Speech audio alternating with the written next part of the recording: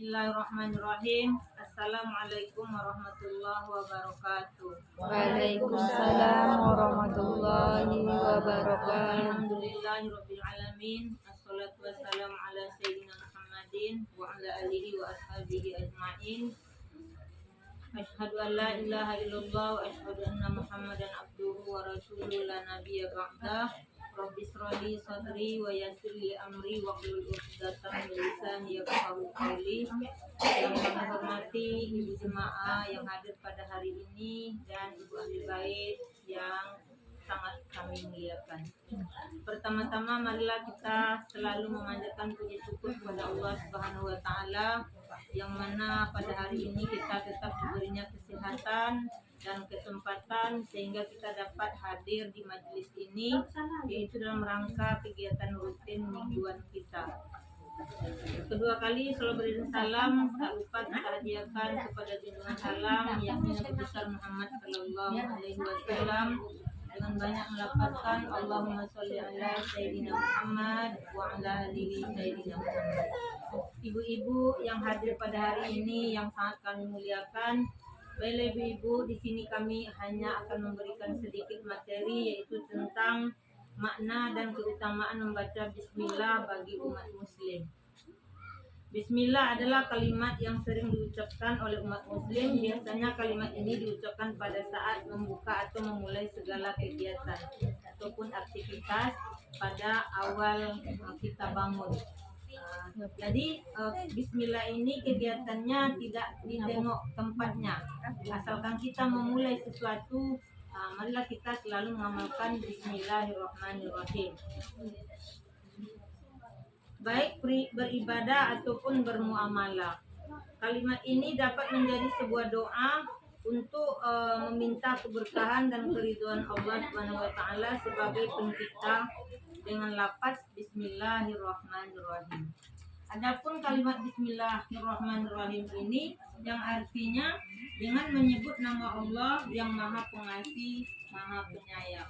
Jadi kalau kita berdoa tentu kita meminta kepada orang yang memberi kasih dan memberi sayang. Kalau kita berdoa kepada orang yang jahat tentu tidak akan dapat apa yang kita minta, karena Allah Subhanahu wa taala itu adalah yang Maha Pengasih dan Maha Penyayang. Bukan hanya untuk memulai kegiatan, bacaan bismillah juga bisa dibaca sebagai zikir harian. Jadi kalau kita membaca bismillah ini setiap apapun aktivitas yang akan kita mulai, maka itu bisalah dijadikan sebagai zikir. Jadi zikir bismillah tersebut akan mendatangkan manfaat bagi diri kita dan juga sekitarnya. Jadi tidak kita aja yang mendapat keberkahannya, dan juga mungkin tetangga ataupun lingkungan kita bisa mendapatkan keberkahan dari bacaan bismillah yang kita amalkan tersebut. Ada sebuah hadis Rasulullah Shallallahu Alaihi Wasallam bersabda, jika kamu hendak makan maka ucapkanlah bismillah. Jika kamu lupa mengucapkan bismillah tersebut di awal, maka katakanlah bismillah fi awalin wa akhiri, atas nama Allah Subhanahu wa taala di awal dan di akhir. Jadi tidak ada yang kata tidak bisa membaca bismillah. Kalau kita lupa di awal, mungkin kita terlalu lapar ya ibu-ibu, atau ada yang mengganggu, memanggil, kita mau menyuap, lupa membaca bismillah, ya mungkin itu memang lupa. Jadi kita boleh saja membacanya di akhir. Dan juga sekaligus kita nanti membaca doa sesudah makan. Tapi mungkin kalau saya sendiri pun jarang membaca doa sesudah makan, apalagi ibu mungkin lupa lagi ya bu ya. Doa sesudah makan. Alhamdulillah. Doa sesudah makan itu tanda kita bersyukur dan juga tanda kita orang muslim. Jadi doa sesudah makan itu awal katanya tentu alhamdulillah, karena kita sudah merasa bersyukur, kenyang, sudah mendapatkan rezeki dari Allah Subhanahu wa taala. Keutamaan membaca bismillah dan keistimewaannya bagi umat muslim saat membaca kalimat bismillah menjadi pembuka rezeki. Yaitu pertamanya dapat membuka rezeki kita. Sama seperti bismillah yang menjadi bacaan pembuka dari setiap surat dalam Al-Quran.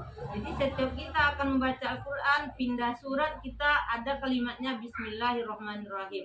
Setiap pindah surat tentu ada diawali dengan kata bismillahirrahmanirrahim. Dan yang kedua yaitu bisa mencerdaskan akal.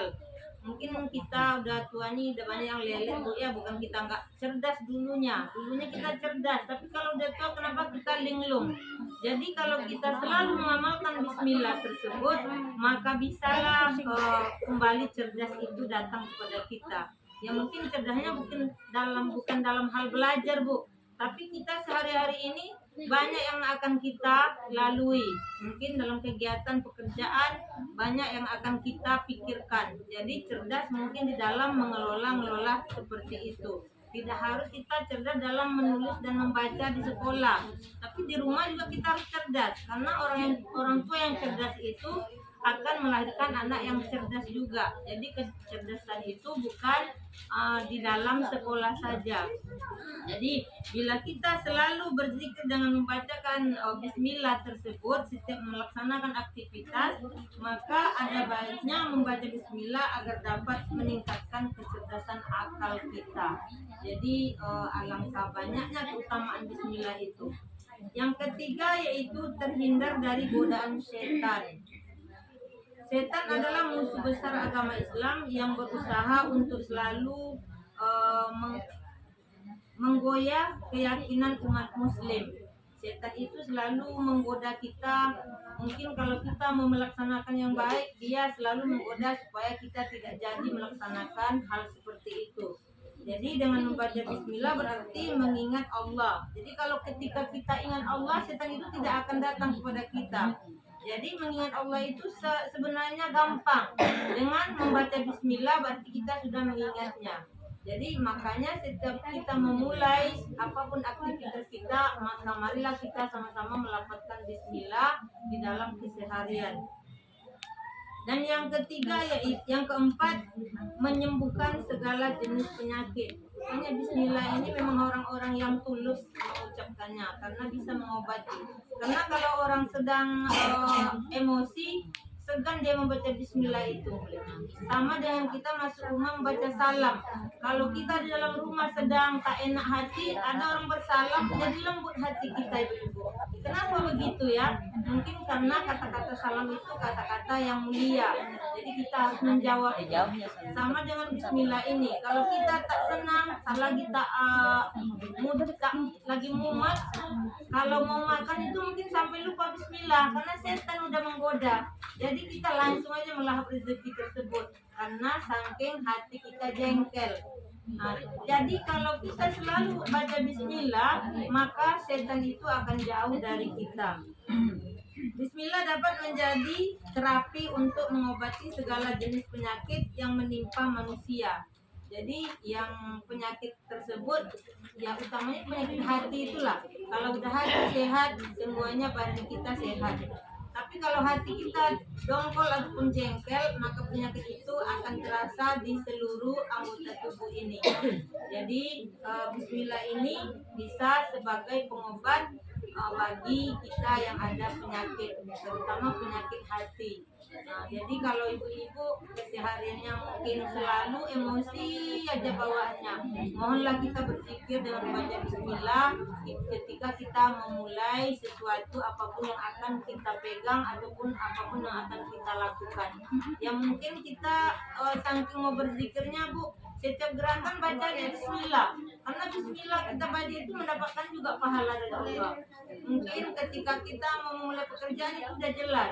Ya mungkin kalau kita hanya mengangkat kuali itu hanya ringan pekerjaannya, tapi resikonya berat karena panas. Mungkin dengan membaca lafaz bismillahirrahmanirrahim, maka kita mungkin dihindarilah dari segala bahaya tersebut.